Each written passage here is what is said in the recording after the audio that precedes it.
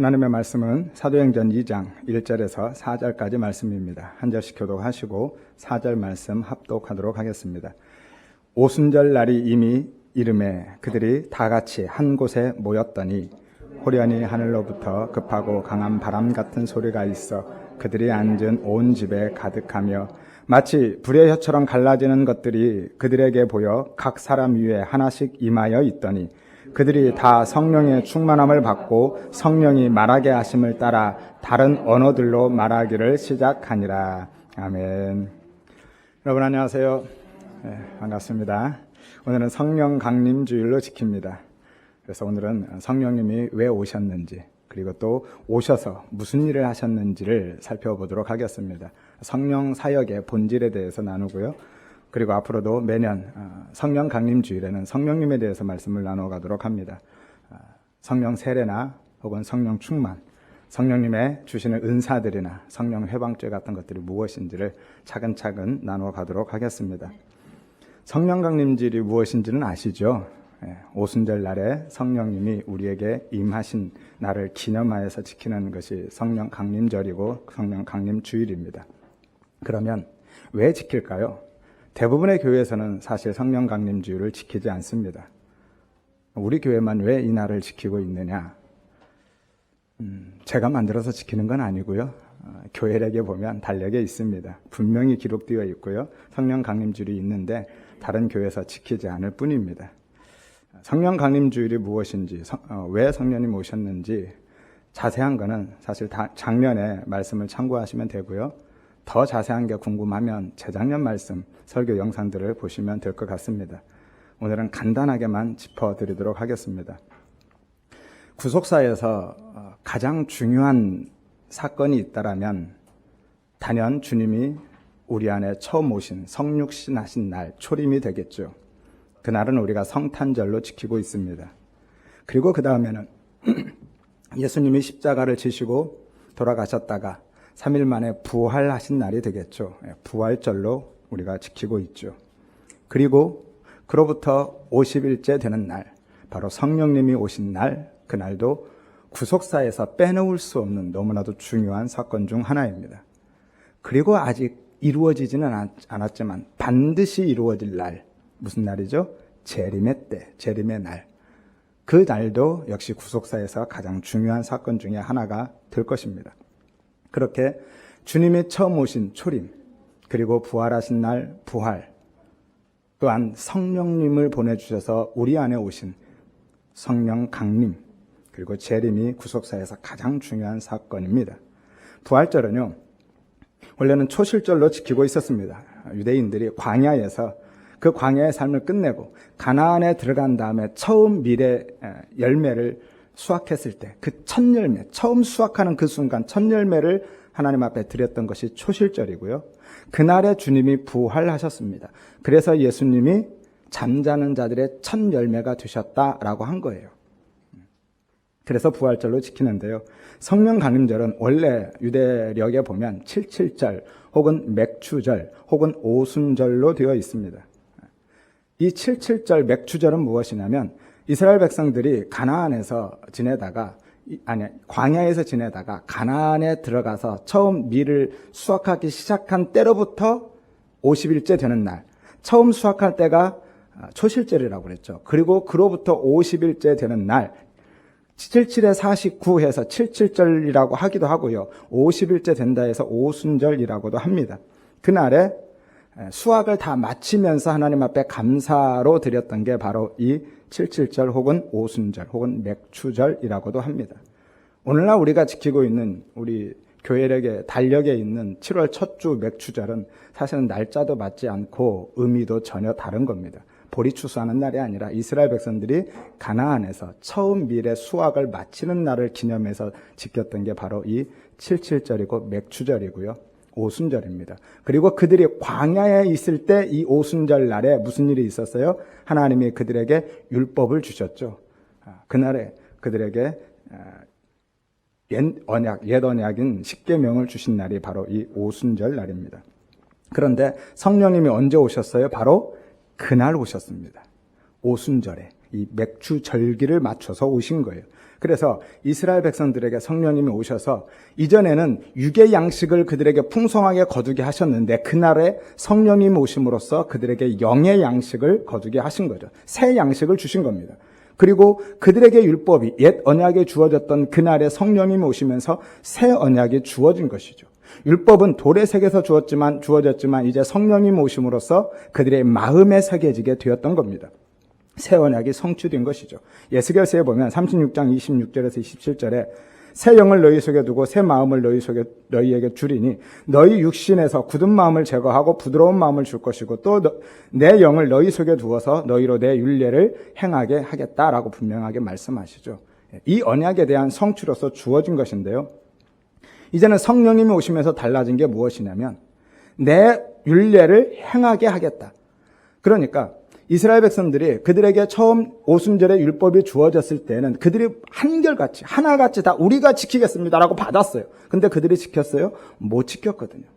그래서 하나님께서 이제 너희는 안 되지. 그래, 너희의 열심과 의지만으로 노력으로는 되는 게 아니야. 그래서 내가 내 영을 보내줄게. 내 영이 너희 속에 들어가야만 너희가 그것을 지켜 행할 수 있게 되는 거야. 누가 지키는 거예요? 그래서 내가 지키는 게 아니라 내 안에 계신 성령님이 할 수 있도록 해주신다라는 거예요. 그래서 성령님을 주신 겁니다. 이것이 하나님 나라의 본격적인 시작이라고 할 수 있는 교회의 탄생시키는 계기가 된 거죠. 성령님이 오시면서 실제로 오늘날의 교회가 탄생하게 된 겁니다. 그래서 이날은 전 인류의 교회의 생일이기도 하죠. 그래서 우리는 이날을 지켜야만 하는 겁니다. 교회들이 교회의 생일을 지키지 않을 수 없는 것이죠. 우리 교회는 구속사에 관계된 절기만 지키고 있습니다. 성탄절과 부활절 그리고 성령 강림절. 성탄절은 날짜는 정확하지 않지만 주님이 오신 초림을 기념해서 지키고 있는 것이기 때문에 지켜야만 하는 것이죠. 재림의 날은 아직 우리에게 이루어지지 않았기 때문에 지킬 수가 없는 절기이고요. 아무튼 간에 사도행전에 기록된 가장 특별한 사건 그리고 중요한 사건이 있다면 단연 본문의 성령 강림 사건일 겁니다. 사도행전뿐만이 아니라 성경 전체를 통틀어서도 우리의 시선을 압도할 만한 사건이라면 단연 이 성령 강림 사건입니다. 구속사 전체에서도 가장 중요한 사건 중에 하나임을 이미 살펴보았죠. 교회사에서도 그렇습니다. 교회가 탄생하게 하는 가장 중요한 정말 의미 있는 날이 이 날인 것이죠. 그리고 지금도 하나님의 은혜를 사모하는 성도들이라면 본문에 기록된 이 성령 강림, 그 성령님의 임재의 경험을 모두가 사모하고 갈망하고 있습니다. 그러면 성령님의 임재, 그 사역이 과연 사도행전에만 나타나는 것일까요?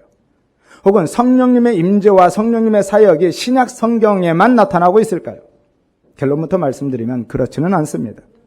성령님은요, 삼위일체의 제3위의 하나님이시잖아요.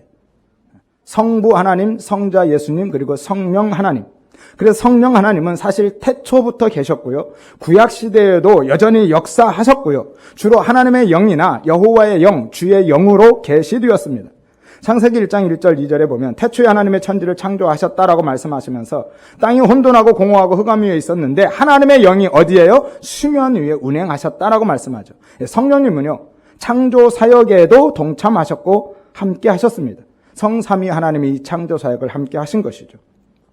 창세기 41장 38절에 보면 바로가 그의 신하들에게 이르되 이와 같이 하나님의 영에 감동된 사람을 우리가 찾을 수 없다.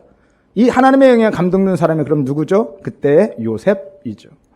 요셉도 하나님의 영, 성령에 감동되어서 행했다라는 것이죠.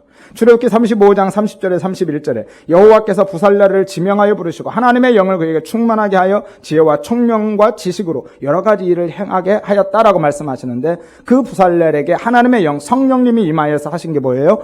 회막과 그 안의 기구들을 제작하게 하신 거예요. 그러니까 구약시대에도 하나님께서 성령님을 통해서 일하고 계셨다라는 것이죠. 성령님이 임재하셔서 역사하셔서 하나님의 구속사들, 하나님의 일들을 진행하셨다라는 거예요. 그 외에도 성령님은 왕이나 사사들 혹은 선지자들에게도 임했고 그들도 사용하셨습니다.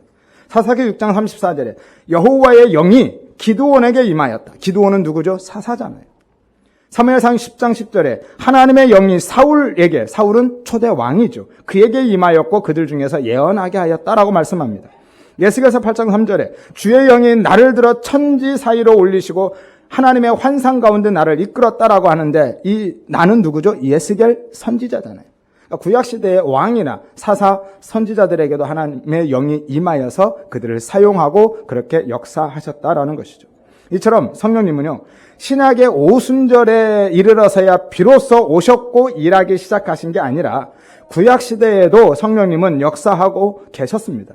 왜냐하면 구약시대의 성도들도 우리와 똑같습니다. 여전히 우리처럼 죄와 허물 가운데 죽은 상태였기 때문에 그들 스스로의 힘과 의지와 노력으로는 그 죽음에서, 그 죄에서 벗어날 수 없었기 때문이죠.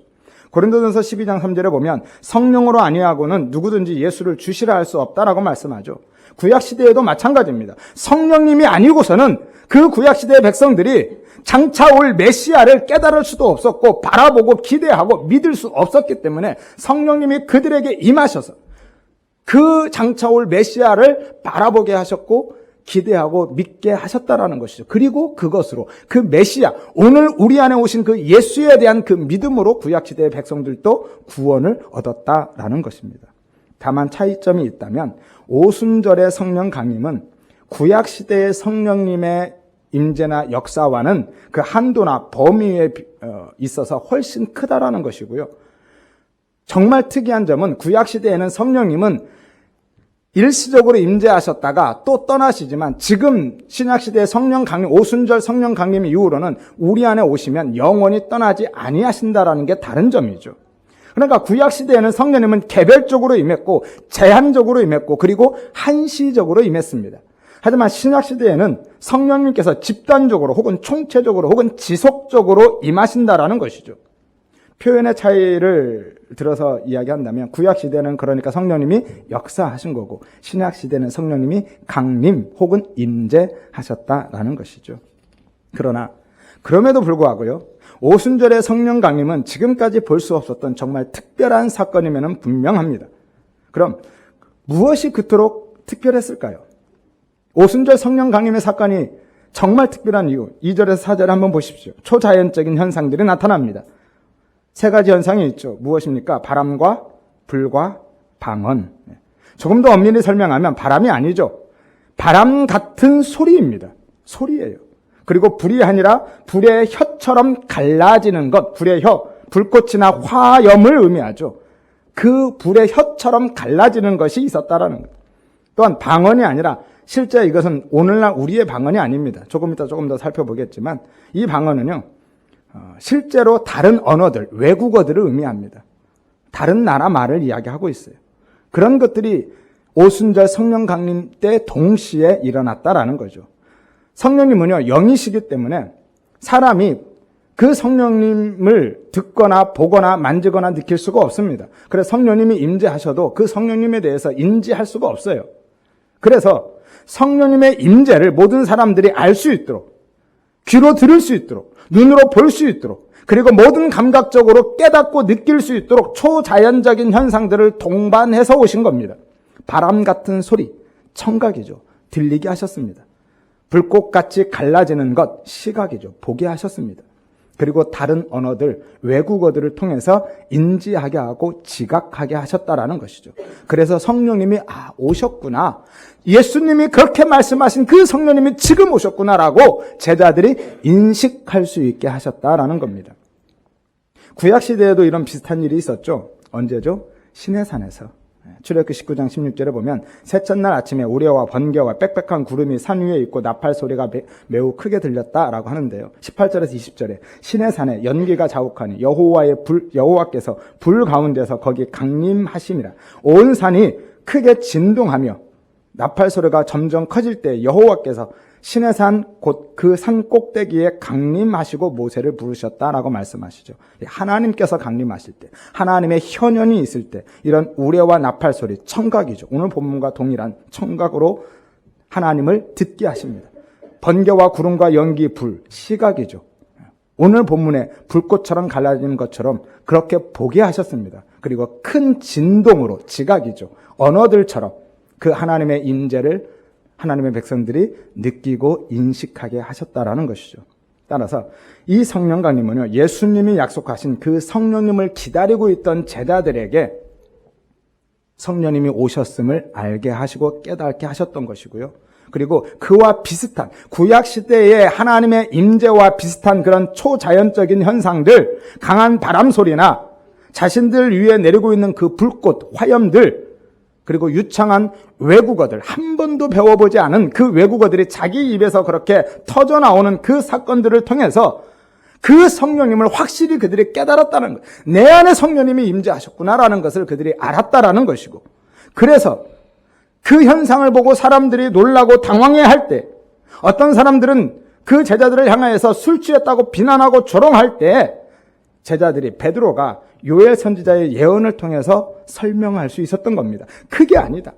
우리가 술 취한 게 아니라 하나님의 영이, 예수님이 약속하시고 가셨던 그 성령님이 우리 안에 임재하신 거다라고 베드로가 설명해 주고 있는 거예요. 그게 17절 말씀입니다. 하나님이 말씀하시기를 말세에 내가 내 영을 모든 육체에 부어주리니 너희 자녀들은 예언할 것이고 너희 젊은이들은 환상을 보고 늙은이들은 꿈을 꿀 것이다. 그 예언이 오늘 성취된 것이다. 그러니까 성령님이 오신 것이다 라고 이야기하고 있는 것이죠. 하나님이 성령의 임재를 그렇게 가청적이고 시각적이고 가시적이고 제자들에게 그렇게 먼저 보여주셨습니다. 그리고 나서 주위 사람들에게 각국 방언, 그들의 언어, 자기들이 태어난 그 나라 말로 들리게 하심으로써 외적인 증거를 주변의 사람들에게까지도 보여주신 거예요. 성령님이 오셨다라는 것을 제자들뿐만이 아니라 그 자리에 있던 모든 사람들도 알게 하셨던 것이죠. 8절 봅니다. 우리 각 사람이 난곳 방언으로 듣게 되는 것이 어찌 됨이냐. 그러니까 이 방언은 지금 오늘날 우리의 영적인 방언이 아니라 언어로서의 말이다라는 것이죠. 외국어입니다. 팁을 하나 드리면 방언은 두 종류가 있습니다.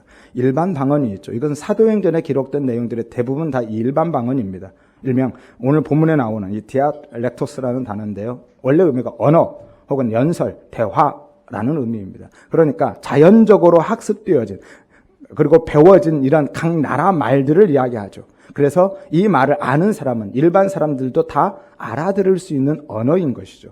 하지만 또 하나의 방언은 은사적 방언이 있습니다.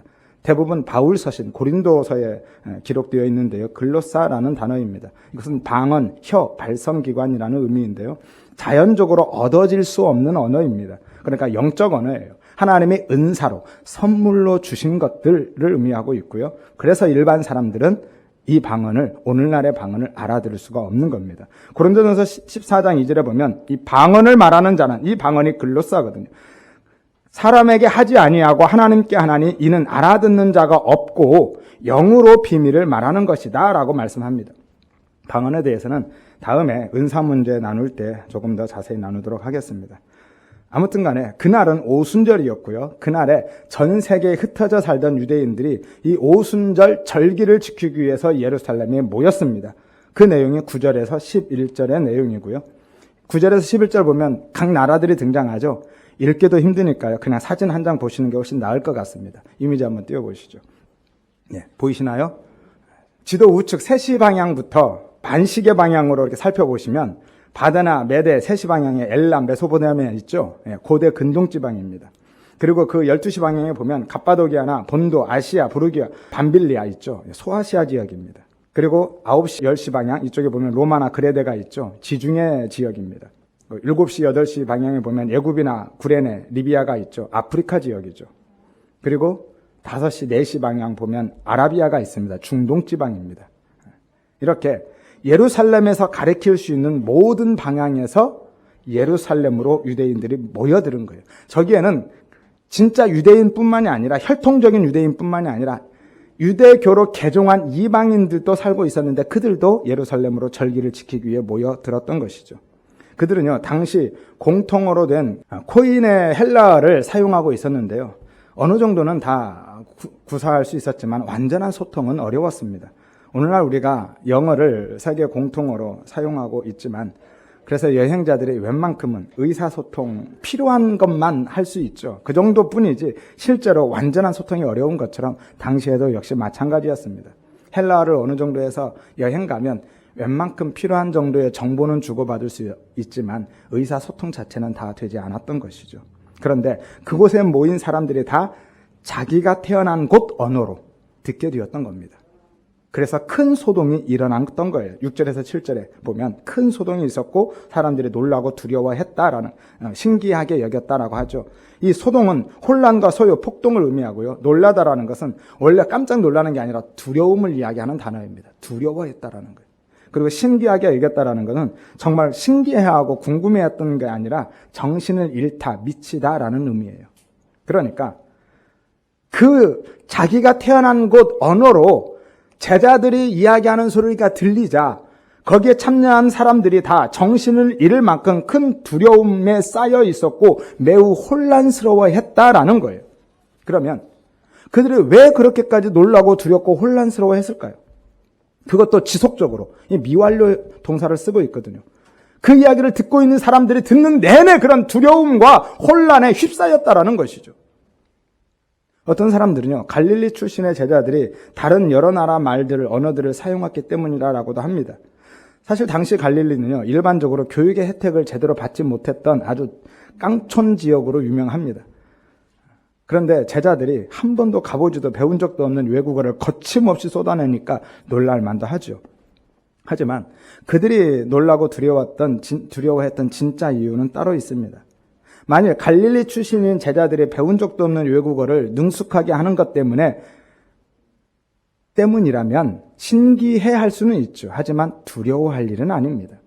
그러면 무엇 때문일까요? 그들이 왜 그렇게까지 정신줄을 놓을 만큼 두려워하고 혼란스러워했을까요?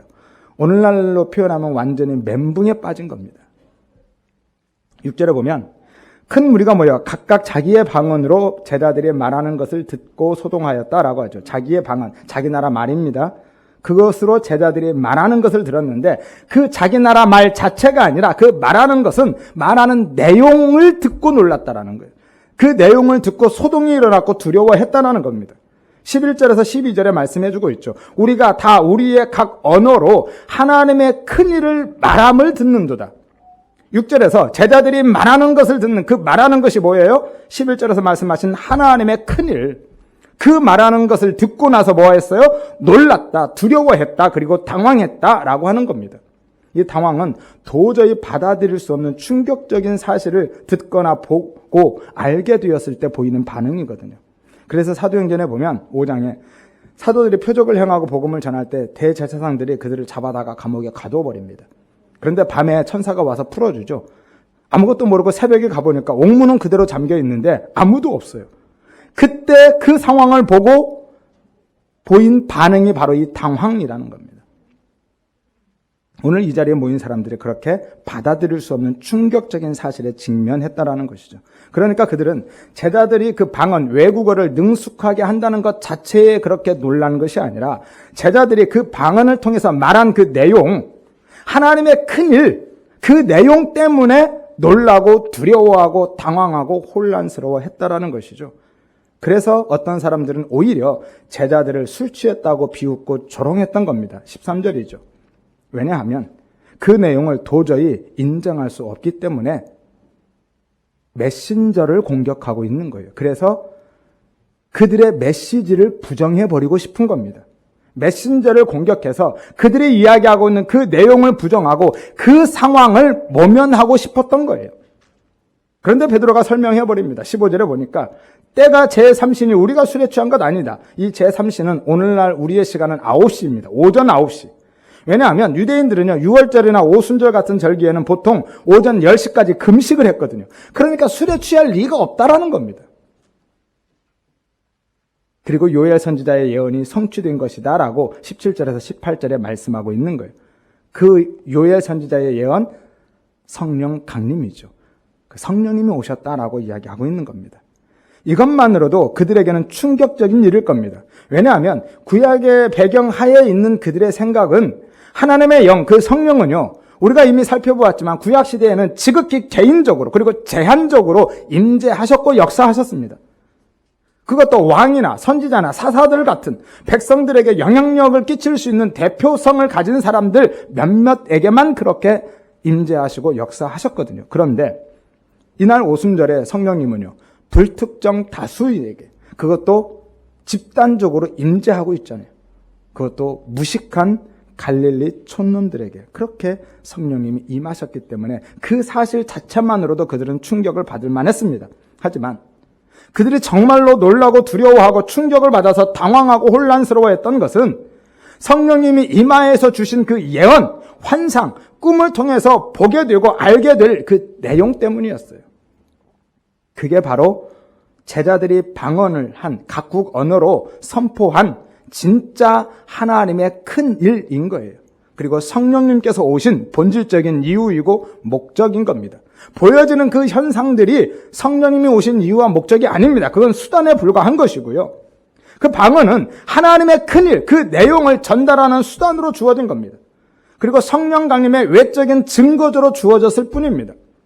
그것들이 아니라면 그 내용이 제자들의 생각으로 보여질 수 있기 때문에 그들은 전혀 알지도 못했던, 한 번도 배워본 적이 없는 그 다른 말로 복음을 전하게 하셔서 하나님의 그 뜻을 확증해 주고 있는 겁니다. 이것이 우리의 생각이 아니라 하나님이 너희에게 주고 계신 하나님의 말씀이다라는 것을 그 모인 사람들에게 증거해 주고 있는 것이죠. 그 수단으로 방언을 주셨을 뿐이죠. 그 자체의 목적이 있지 않다라는 겁니다.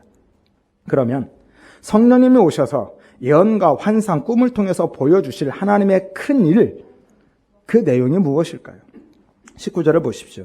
내가 위로 하늘에서 기사를 아래로 땅에서는 징조를 베풀리니 곧 피와 불과 연기다. 하나님이 모든 육체에 부어져, 성령님이 모든 육체에 부어져서 나타나게 될 내용이 바로 피와 불과 연기라는 거예요. 이것이 징조다라는 거예요. 그러면 피와 불과 연기는 무엇을 의미할까요? 이 세 가지가, 피, 불, 연기가 동시에 나타나는 상황이 있습니다. 크게 두 가지 상황에서 이 피와 불과 연기가 동시에 나타나는데요. 하나는 전쟁입니다. 전쟁의 화마가 핥히고 지나간 자리에 이 피와 불과 연기가 남게 되는 것이죠. 그리고 그것들은 구약의 선지서에서 단골처럼 등장하고 있는 여호와의 날, 그 심판의 날에 대한 징조들로 주어진 겁니다. 이사야서 13장 6절 9절에 보면 너희는 애곡할지어다. 여호와의 날이 가까웠다. 전능자에게서 멸망이 임할 것이다. 여호와의 날 곧 잔혹이 분냄과 맹렬히 노하는 날이 이르러서 땅을 황폐하게 하고 죄인들을 멸할 것이다 라고 말씀하죠. 피와 불과 연기, 이것은 여호와의 날, 심판의 날에 대한 징조로 주어진 것이고, 따라서 이 예언은 하나님의 심판에 대한 경고의 메시지인 것이죠. 20절도 동일한 말씀입니다. 주의 크고 영화로운 날이 이르기 전에 해가 변하여 어두워지고 달이 변하여 피가 될 것이다. 이 영화로운 날은 영광스러운 날이 아니라 원래 의미가 나타나다라는 의미예요. 그러니까 주님이 다시 나타나는 날, 그 날이 언제예요? 재림의 날이잖아요. 그리고 그 주님이 다시 나타나는 그 재림의 날이 곧 심판의 날이 될 것이다 라고 선언하고 있는 거예요. 이게 요엘 선지자의 예언이었습니다. 그런데 그 재앙이, 그 심판이 지금 누구에게 주어지고 있어요? 거기 모인 유대인들, 그들에게 그 심판과 재앙이 떨어지고 있는 겁니다.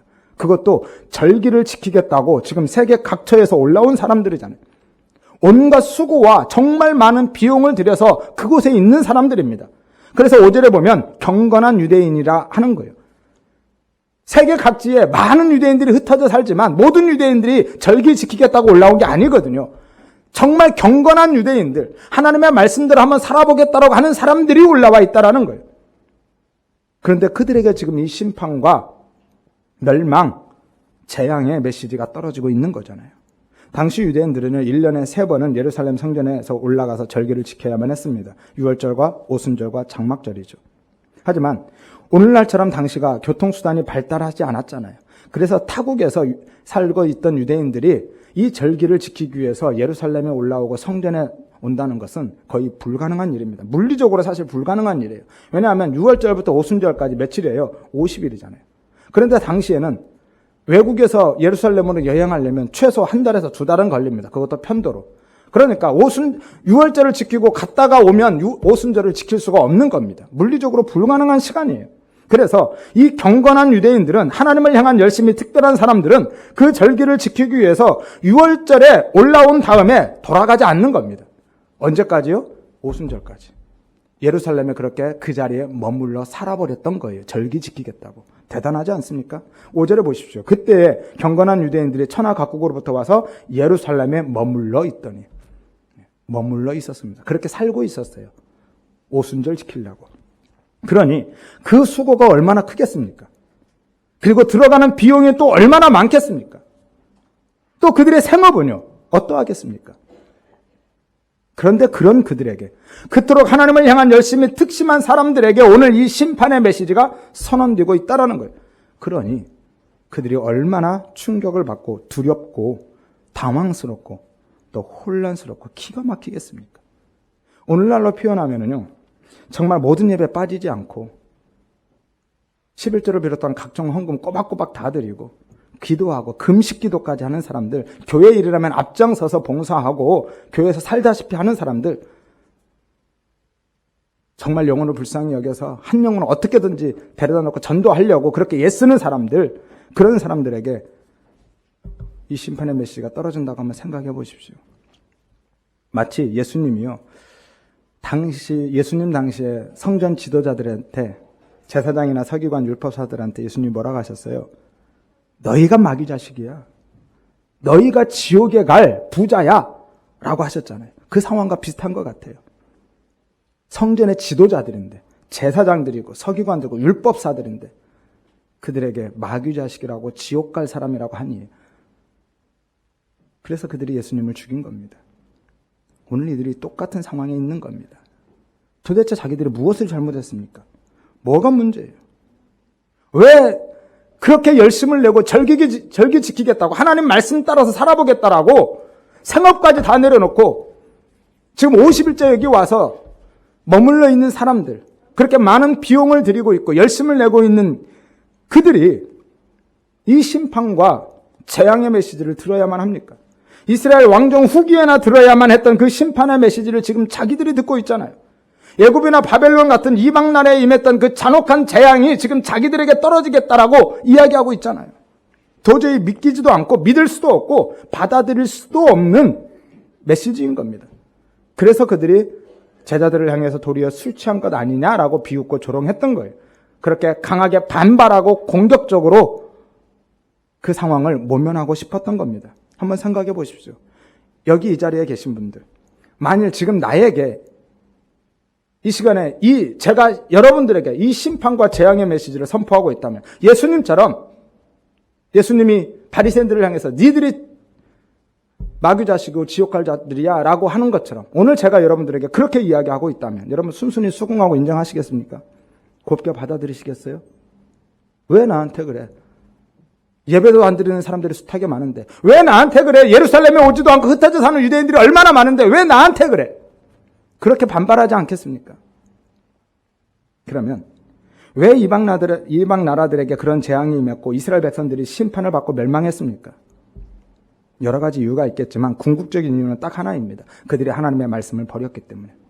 하나님의 말씀을 거부하고 버리고 따르지 않았습니다. 그럼 오늘 유대인들은요, 하나님의 말씀 버렸습니까? 따르겠다고 지금 여기 와 있잖아요. 절기, 하나님의 규례이고 하나님의 법이고 하나님의 말씀이잖아요. 그거 지키겠다고 그렇게 수고하고 고생하고 희생하고 헌신하고 지금 이 자리에 있는 거 아닙니까? 막대한 비용을 지불하면서 이 자리에 왔는데 도대체 뭘 잘못했습니까? 오히려 칭찬하고 보상을 해줘도 부족할 판에 그들에게 심판과 재앙을 선언하고 있으니 22절에서 23절을 보십시오. 하나님이 보내신 나사렛 예수를 너희가 법 없는 자들의 손을 빌려 못 박아 죽였다 라고 이야기하죠. 그러니까 사실은 이 자리에 있는 그 유대인들도요, 결국은 이방인들처럼 구약의 이스라엘 백성들처럼 똑같은 죄로 하나님의 말씀을 거부하고 하나님의 말씀을 내어버린 죄로 심판을 받을 수밖에 없다라는 거예요. 왜냐하면 하나님의 말씀의 원형이 지난주에 한번 살펴봤죠. 원형과 예표, 모형, 그림자 살펴보았죠.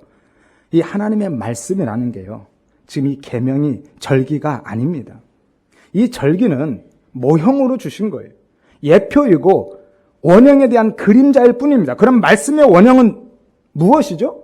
말씀의 원형, 예수님이잖아요. 예수님이 하나님의 말씀의 원형입니다. 요한복음 1장 1절 14절에 태초에 말씀이 계셨고 이 말씀이 하나님이신데 그 말씀이 육신이 되어서 우리 가운데 오셨다라고 하시잖아요. 그 말씀의 원형은 예수님인 거예요. 그런데 그들은 절기는 지키고 있는데 지금 무엇을 버렸어요? 예수를 버렸잖아요. 예수를 십자가에 못 박아 죽였잖아요. 그러니까 그들은 진짜 말씀의 원형인 예수는 거부하고 버리고 죽여버리고 껍데기뿐인 이 절기만 여전히 지키겠다고 열심을 내고 있었던 거죠. 이것이 바로 유대주의입니다. 이것이 율법주의고요. 오늘날의 경건주의인 거예요. 오늘날 교회와 성도들의 모습과 얼마나 다릅니까? 우리도 그러고 있지 않나요? 제자라고 하면서도 진짜 예수를 믿고 따르는 것이 아니라 그렇게 자기를 부인하고 십자가의 길을 걷는 게 아니라 오늘 이스라엘 백성들처럼 바리새인들처럼 그리고 이 자리에 모인 유대인들처럼 그런 종교적인 열심으로만 살고 있지는 않는지요. 그리고 그 종교적인 열심을 가지고 그것이 예배가 되었던 헌금이 되었던 봉사나 전도가 되었던 간에 그것으로 예수님의 힘과 능력을 내 안으로 끌어당기고 있지는 않느냐는 겁니다. 이것을 종교라고 한다니까요. 그리고 이것이 바로 우상숭배의 본질인 겁니다. 예수를 믿는 게 아니라 나를 위해서 예수의 힘과 능력을 내 안에 끌어들이는 것. 그것만 찾고 구하는 것. 그게 우상이라는 것. 내가 우상인 겁니다. 여러분, 우리는 여기에서 정말 진지하고 심각하게 고민해 보아야만 합니다. 내가 진짜 예수를 필요로 하고 있는지, 정말 십자가에 계신 그 예수를 바라보고 그 예수를 필요로 하는지, 아니면 왕이신 예수의 힘과 능력만 필요로 하고 있는지, 나를 위한 그 예수가 필요한 것은 아닌지 우리는 진지하게 고민해 보아야 한다라는 것이죠. 피와 불과 연기가 동시에 나타나는 상황이 전쟁뿐 아니라 또 하나의 상황이 있는데요. 성전에서 번제단에 제물을 드릴 때 피와 불과 연기가 동시에 나타납니다. 제물의 입장에서는요, 번제단은 죄로 인한 심판의 자리이죠. 그러나 그 제물을 드리는 자는 죄사함과 구원을 얻는 자리인 겁니다. 예수님이 십자가에 달려서 그렇게 제물이 되어져서 죄의 심판을 당신이 다 받아내셨어요. 그리고 그 예수를 믿는 자들에게 죄사함과 구원의 은혜를 베풀어 주셨죠. 따라서 성령님이 오셔서 주시는 궁극적인 하나님의 큰 일, 그 큰 일은 심판에 대한 선언이 아니라 사실은 이 생명의 길, 구원의 길이 열려져 있음에 대한 선포인 것이죠. 이것을 알게 하는 것이 진짜 하나님의 큰 일에 대한 가장 핵심적인 내용인 겁니다. 23절에서 28절에 보면 그 예수를 너희가 죽인 건 맞다. 근데 하나님이 다시 살리셨어. 그래서 생명의 길을 보이셨다. 너희에게 생명의 길을 주셨다라는 거예요. 하나님의 성령님을 보내셔서 심판을 알리신 그 심판과 재앙을 선언하신 이유와 목적이 바로 그들을 진짜 심판하고 멸망시켜버리겠다라는 것이 아니라 성령 강림의 궁극적인 목적이 바로 이겁니다. 심판을 받지 않고 구원을 받을 수 있는 생명의 길이 열려져 있다. 그거 알게 하려고, 그거 깨닫게 하려고. 그래서 성령님이 오신 것이고 그들에게 하나님의 큰 일을 알게 하신 겁니다. 21절에서 그래서 그러나가 시작되는 거예요. 오늘 한글 성경에는 나타나 있지 않습니다. 누구든지 주의 이름을 부르는 자는 구원을 얻는다라고만 하는데 원어를 보면 그러나 카이, 그러나가 기록되어 있죠. 그렇게 심판이 예언되어 있지만 그러나 예수를 믿으면 예수의 이름을 부르는 자, 믿는 자예요.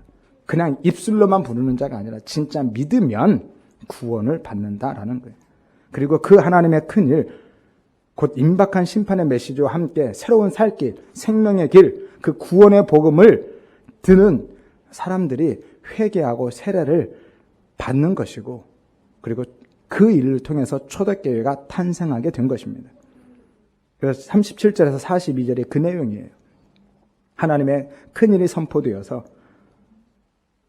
그 자리에 모인 사람들이 어찌할꼬 하고 회개하고 세례를 받고 하나님 앞에 돌아온 사건, 그것이 바로 하나님의 큰일이 이루어진 사건입니다. 그리고 초대교회가 탄생하게 되었다라는 것이죠. 따라서 하나님의 큰일은요, 피와 불과 연기, 곧 재림과 심판 날이 임박했다는 그 사실 자체가 아니라 예수를 믿는 자는 죄사함과 구원을 받는다는 사실이 하나님의 큰일인 것이고 이것이 곧 복음인 거예요. 그러니까 하나님의 큰일은 복음인 겁니다. 복음에 대한 이야기가 하나님의 큰일인 것이죠.